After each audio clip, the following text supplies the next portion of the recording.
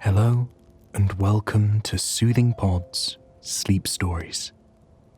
My name is Chris, and tonight I will be your guide as we travel back in time to visit the Knights of the Round Table and follow the story of two star-crossed lovers, Guinevere and Sir Lancelot, while they traverse the countryside. Before we begin, however, let us take a moment to relax and find comfort in the space that we are in here and now. Close your eyes and allow your body to sink into the mattress beneath you. Really pay attention to how good the softness of the mattress feels on your tired muscles. Can you feel it, relieving tension you've been carrying with you throughout the day? Try and picture a candle before you. The candle can look like anything you'd like. Perhaps it's a long, tall, white candle perched safely in a candelabra. Or perhaps instead, it is a small candle encased in a beautiful stained glass jar. Whatever your candle looks like, picture a flame dancing upon its wick. Can you smell the fragrance of your candle? Maybe it's lavender, or sage, or warm, soft leather. Whatever it may be, breathe that aroma in with every deep breath you take as you relax more and more and more and more.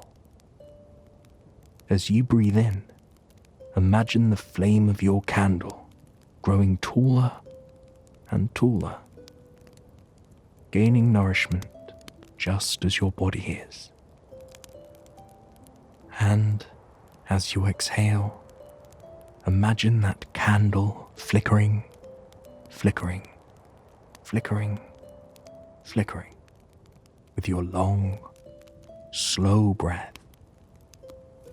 Breathe in, watching that candle grow taller and taller, sharing its comforting warmth with you.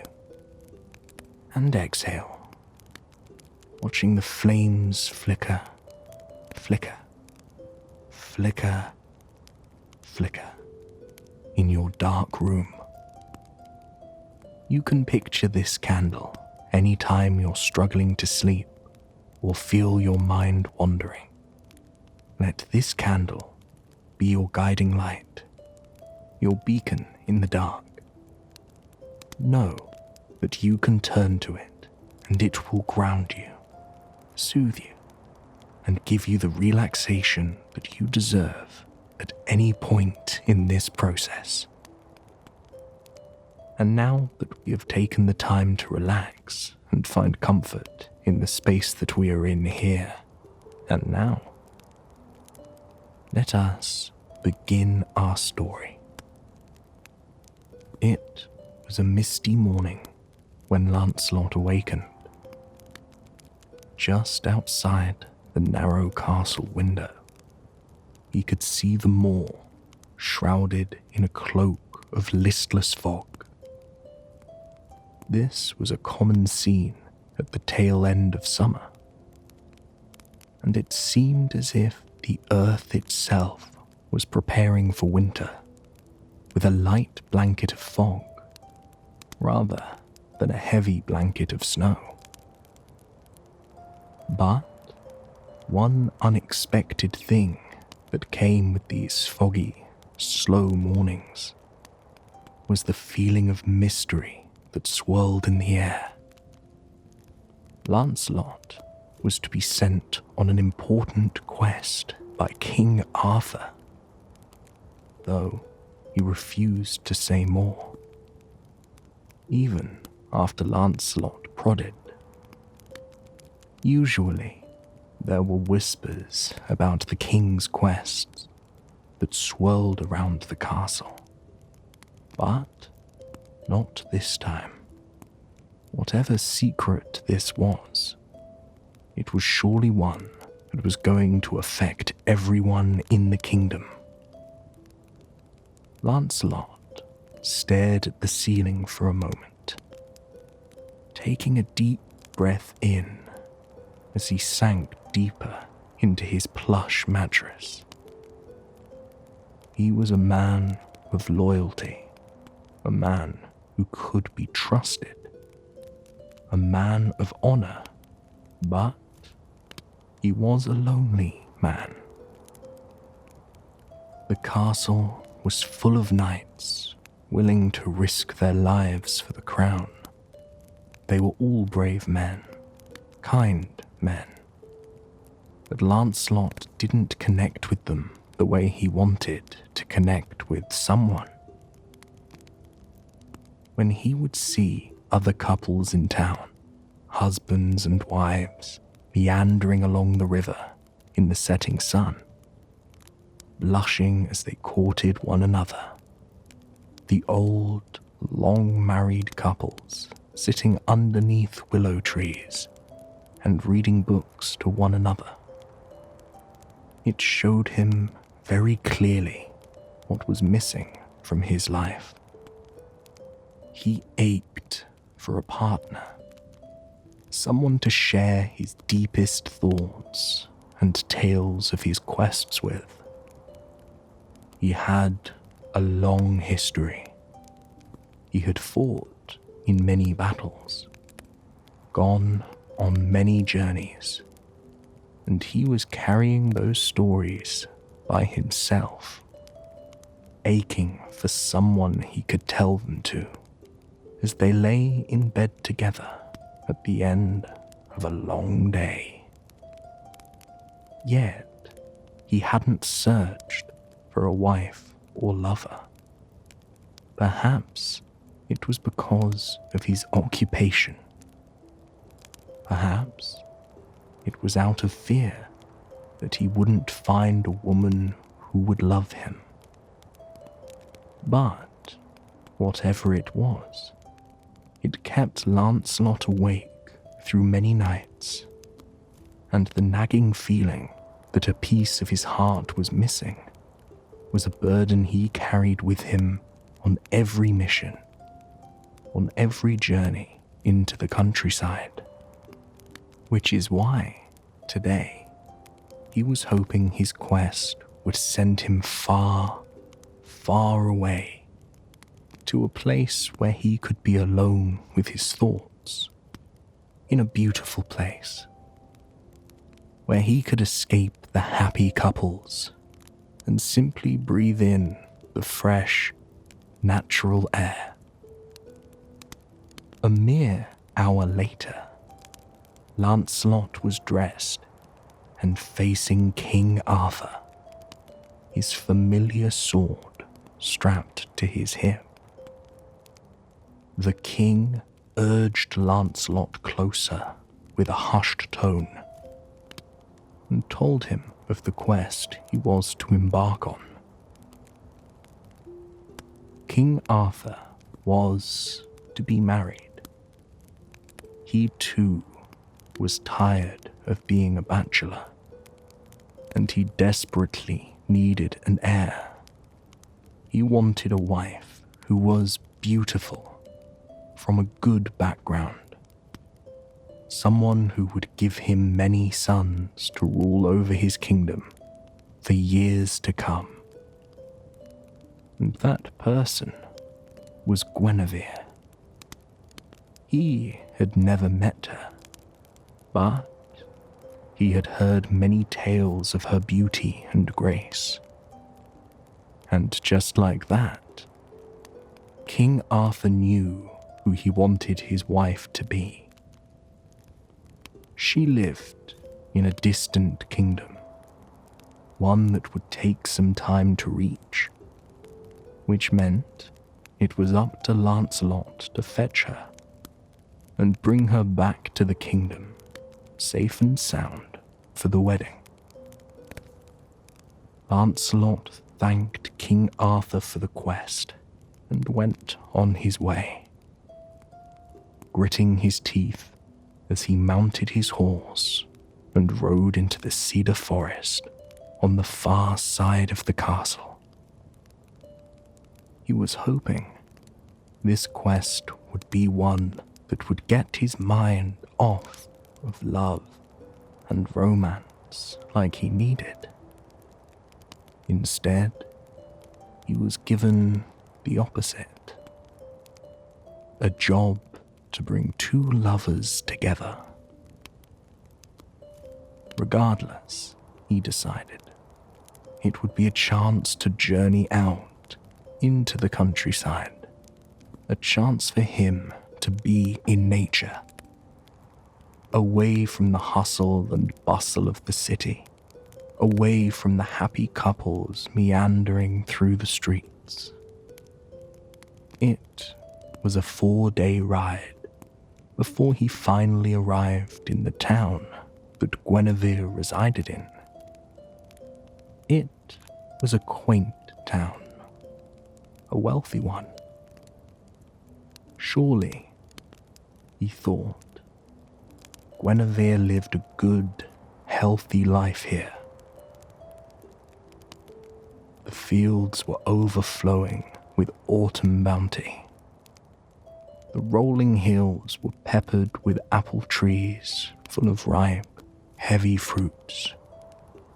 And the rivers were so clear that he could make out every speckled rock on their base. Even the air smelled fresher than the cities. It smelled of the warmth of rolled hay, the softness of wildflowers, and the briskness of evergreen pines. He took a big drag of the air, holding on to the horse's reins just a bit tighter as he did so. He loved the city he was from. He loved the castle. But there was something about these hills that called to him. Maybe it was that peace that was missing from his heart. The desire for a simple life. Away from the quests. Away from the hustle and bustle of it all. A life where he roamed fields of hay and picked apples from the gnarled branches of century-old trees with the woman of his dreams. In his daydream, he almost didn't notice the woman emerging from the grove of apple trees beside him. She carried a simple basket, overflowing with the fruits, and wore a soft wool cloak that draped over her face, shielding it from view. But then she glanced up at Lancelot on his horse. The hood of her cloak rolled back off her head and drifted behind her, revealing her long, golden hair. She fixed her gentle eyes on Lancelot, offering him a look of warmth and welcome. Lancelot was instantly transfixed by her. Her emerald gaze seemed to pierce through him in a way that no one's ever had before. And then she spoke. In a playful, soft tone, she asked Lancelot if he was a lost knight. Few people ever ventured to their kingdom, let alone their town. Lancelot was at a loss for words for a moment. She stared at him, waiting for an answer, until he finally managed to tell her he was on a quest to find a woman named Guinevere. The woman glanced down for an instant before she met his eye again. "I am she said, her voice sweet and warm like honey. Lancelot couldn't believe what he was hearing.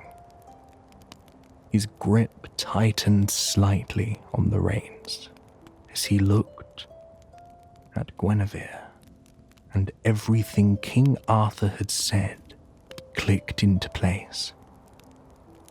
The rumors were true. This woman was so beautiful. She had such a warm, welcoming, poetic air about her. It was no wonder that people had been talking about her all across the land. Lancelot got off of his horse. He tried to drop any knightly intimidation he had gained over his years of serving, wanting to make Guinevere comfortable. Then, quietly and respectfully, he told Guinevere who he was and why he was there. Guinevere's smile faded as he spoke. He could see her grip tightening on the basket of apples. The glow she had had only moments ago disappearing slowly, slowly. And then she smiled at him. She told him that she knew this day was coming. Arthur had sent men many moons ago to meet her and see if she was suitable. And she had been given the impression that she was going to be the woman chosen to be his wife. However, she admitted, her tone dropping so low that Lancelot could scarcely hear her. She was hoping that wouldn't be the case. She waved to Lancelot, inviting him to join her while she gathered what few things she had for the journey back to the castle. Lancelot stood outside of her family home with his horse, watching as dark clouds emerged over the mountains in the far distance. This quest was going to be more challenging than he had realized, and not just because of the rain on the horizon. It was clear that Guinevere was not looking forward to being married to the king. But how could she refuse such a thing? The king calls the shots in the kingdom, and there were thousands of women who would throw everything away for an opportunity like the one that was given to her. Still, Lancelot couldn't stop thinking about it. The way she meandered out of that apple grove, swinging the basket limply from her hand as she hummed, breathing in the fresh air as she moved through her own little world. It stung to think of her stuffed into a fancy garment in the castle, sitting in on political discussions night after night, laughing at all of King Arthur's jokes. She didn't seem like a woman who should be in any sort of cage. Though Lancelot quickly shook those beliefs and observations from his head. He was a knight. He had a job to do, an obligation. And now his obligation was to get Guinevere back to the castle safely after a 4-day journey. The idea of spending 4 days with her made his heart thrum in his chest, but he shoved that emotion down in mere seconds. There was a woman out there for him somewhere, but clearly it wasn't Guinevere. He had been sent on this quest because he was trusted, because he was the king's most loyal knight, and he intended to keep that title. It wasn't long before Guinevere emerged from the side gate of her home. To Lancelot's surprise, she was holding the reins of a horse. Lancelot told her, quietly, that the king would prefer if Guinevere rode with Lancelot for safety. But, upon seeing Guinevere's face fall, Lancelot changed his tune. Perhaps he wouldn't mind too terribly if you brought your steed along. After all, they are members of the family, aren't they? There was a playful tone in his voice, a tone that told Guinevere she was being given an opportunity that she probably shouldn't be. She nodded vehemently as she pulled herself up onto her beautiful mare. She was a stunning horse, jet black, like the color of the night sky. Her legs were speckled with white flecks that truly made it look as if the heavens had wrapped themselves around this creature. Guinevere leaned forward and wrapped her arms around her mare's neck as she flashed Lancelot a kind smile. "You know, I already like you more than the other knights he sent," she told him playfully. The feeling of pride and belonging that swelled through Lancelot at that moment felt dangerous. He rarely spoke to women, let alone spoke to them so freely. He wiped the smile from his face and nodded to Guinevere, signaling that this was the start of their journey together. And so they rode. Guinevere's town was nestled in a bountiful valley, overflowing with vibrant forests, laced with those clear, sparkling rivers.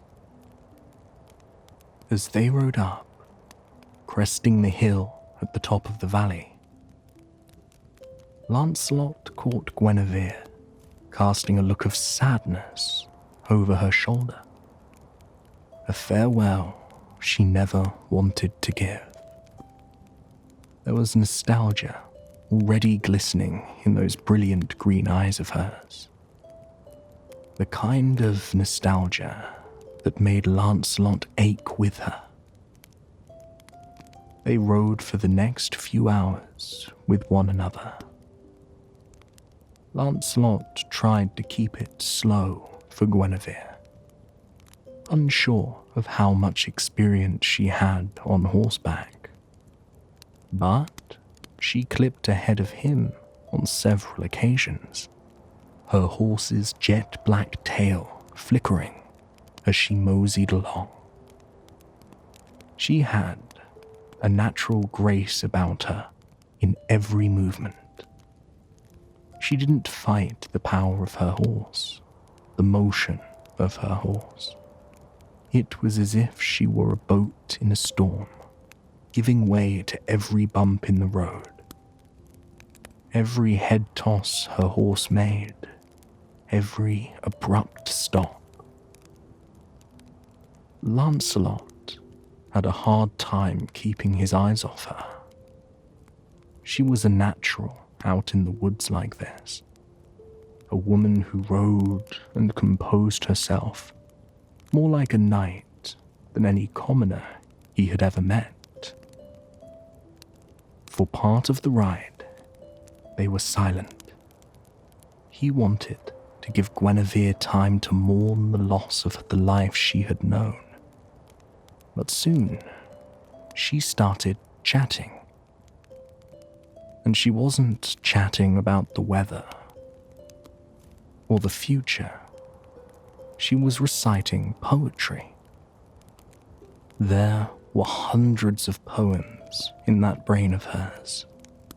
She would spot a pine cone and slide into a poem she had read as a child about their strength and beauty. When they found themselves in a field of wildflowers, she recited a poem about each flower that was woven into the stunning meadow.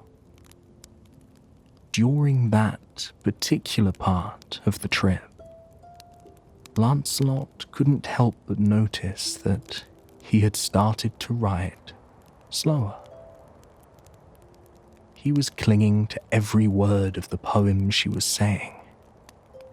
He was waiting for the inflection, the cadence, the pure beauty of the way she delivered the lines.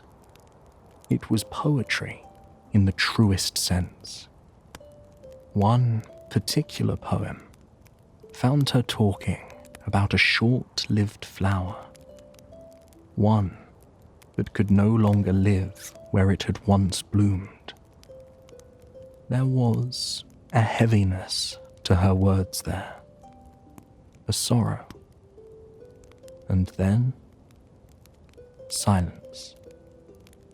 They rode for quite a few minutes, just carrying the weight of that poem with them. Lancelot could see the nostalgia on Guinevere's face, the realization of where they were truly heading, and it made that missing piece in his heart feel even larger than usual. He spotted a bunny zip across the path.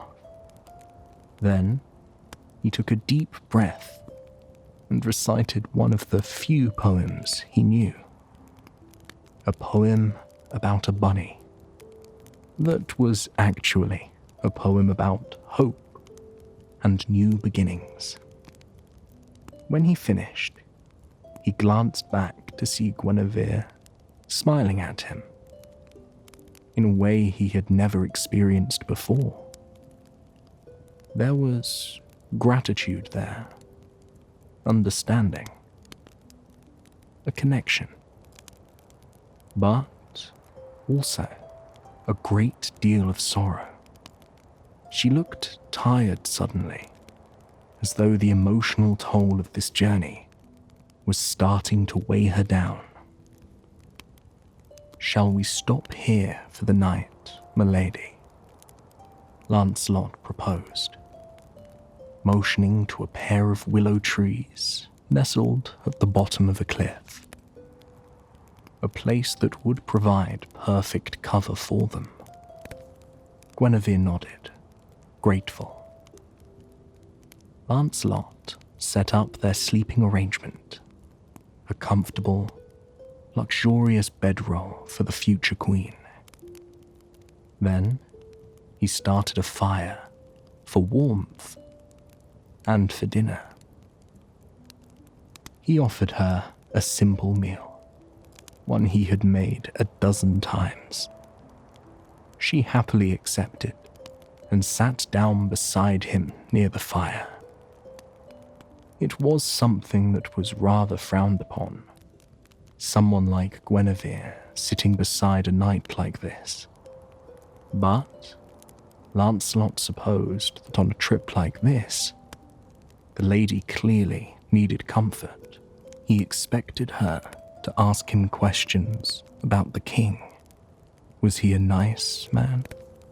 Was he going to treat her well? Was the castle as luxurious as people like to say it was? But, instead, to his surprise, Guinevere asked about him. She asked where he came from. She asked how he came to be a knight, if he liked his position, what he longed for in his role. They were questions that no one had taken the time to ask Lancelot before. Questions that, ever so slowly, began to feel that missing piece inside of him. And Lancelot answered.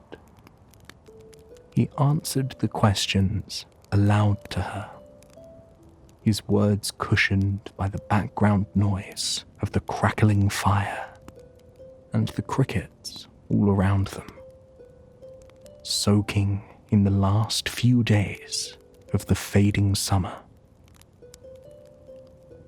Guinevere listened to every single word, clinging to them as soon as they sailed out into the air. She hadn't just asked out of kindness or discomfort. She had asked because she really wanted to know the answers. And as she sat there, watching Lancelot so vulnerable and honest as the crackling fire illuminated him in a brilliant orange glow, he had no idea that there was a feeling beginning to brew inside her. Guinevere, too, had dealt with loneliness her entire life. Her beauty and kindness was what people regarded her for, but very rarely did they speak of her mind. Very rarely did they even listen to her speak. And yet, here was this strange knight from an entirely different land. A knight who spoke softly and infrequently, who listened to her poetry as if it was gospel being spoken by God himself. This stranger, who somehow seemed to understand her in silence, more than anyone had understood her from words in her entire life. She found her gaze locked on his eyes. They were a brilliant blue, the colour of summertime waves as they crashed against slate rocks. They were a colour of joy, a brightness, and yet there was exhaustion in them. There was sorrow, and desperately, dearly, Guinevere wanted this stranger's sorrow and exhaustion to go away.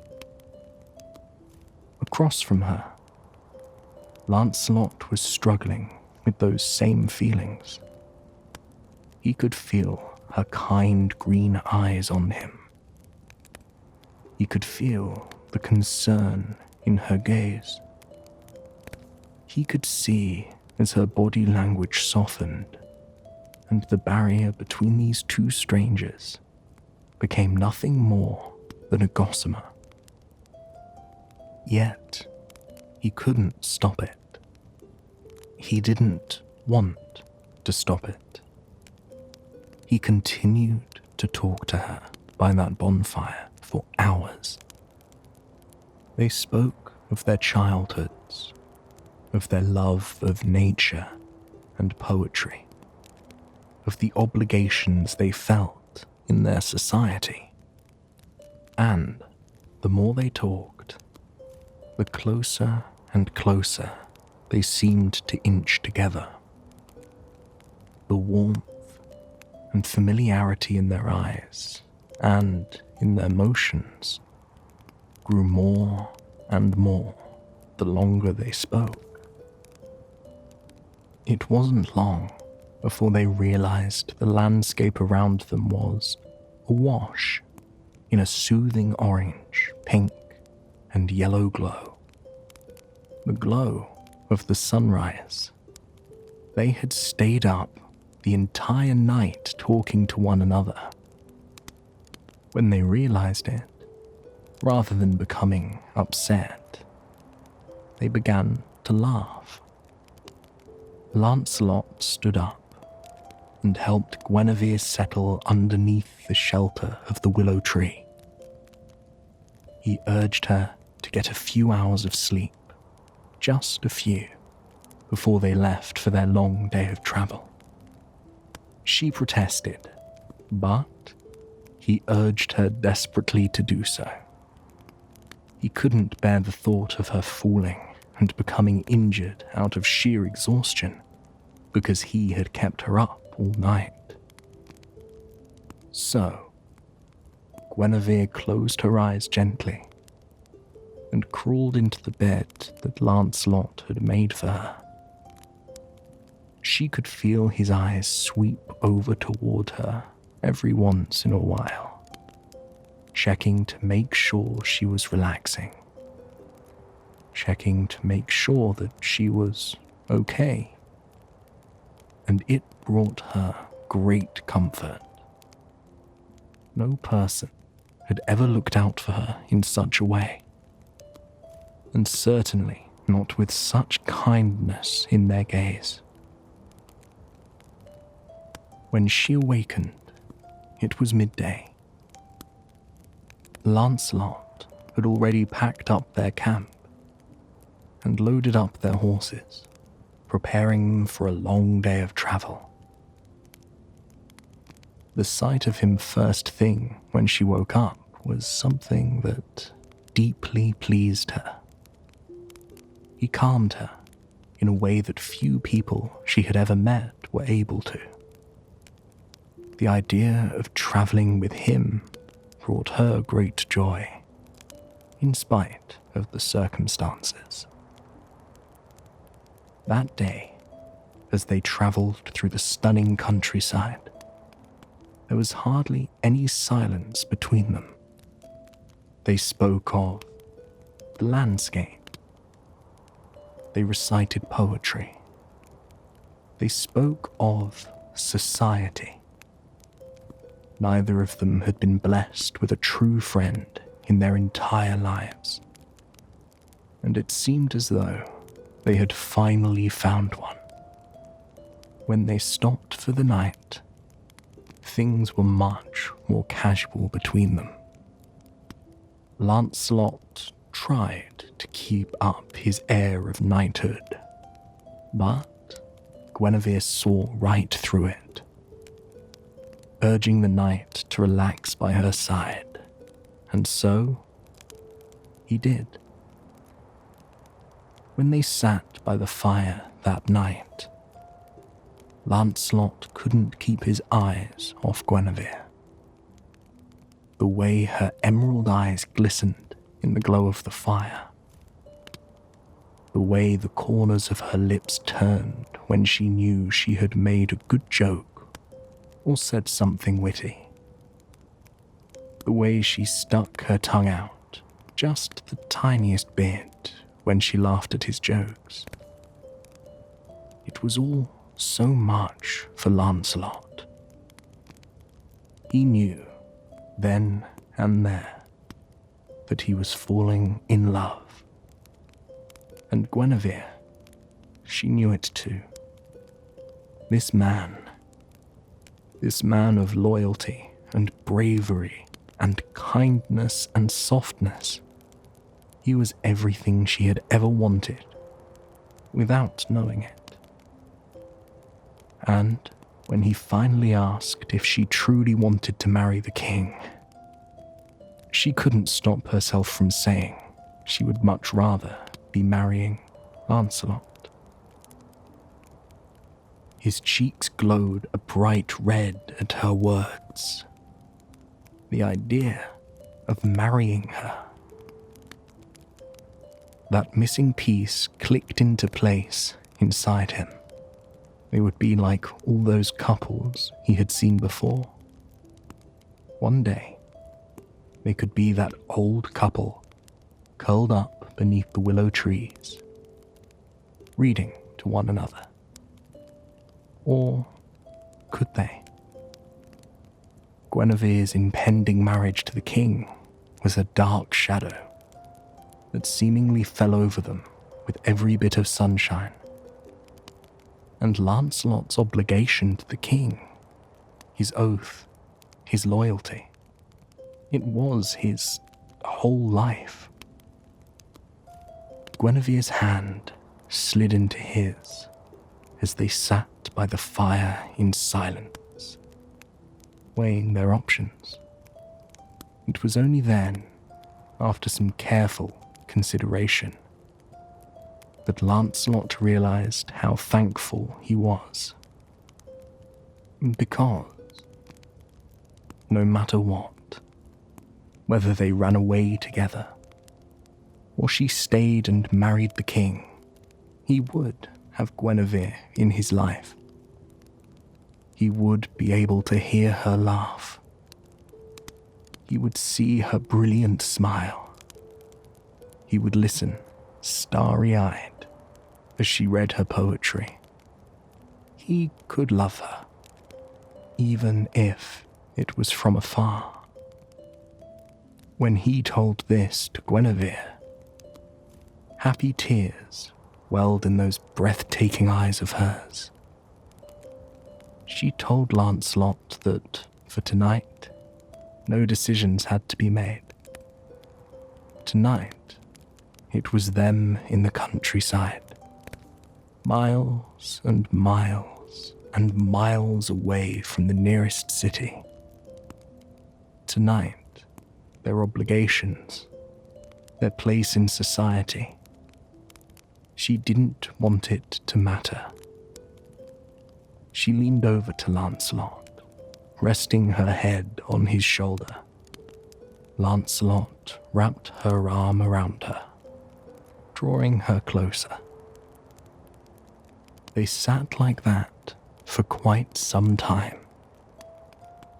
soaking in the warmth of the fire, soaking in the warmth of one another's company. When it was time for bed, they both curled up under the same blanket, holding one another as tightly as they could. They breathed in drowsy unison with one another as they got closer and closer to falling asleep. With Guinevere in his arms, Lancelot began to recite that same bunny poem. The poem about hope. The poem about the brightness for the future. As Guinevere smiled against him, drifting off to sleep, there was comfort that flooded him. The realization that whatever happened tomorrow, he was grateful for tonight. Whether they run away together into the countryside, or they head back to the castle, where they could meet one another in the rose garden, where he could protect her with his life. He was just thankful that he was given a chance to meet her, to experience these feelings. He smiled as he felt himself drifting off to sleep, with his love in his arms. That missing piece in his heart, filled by her presence in his life. I hope you have enjoyed this story, and it has brought you a night of restful, relaxing sleep. Please, join me again tomorrow for another sleep story. Until then, sweet dreams.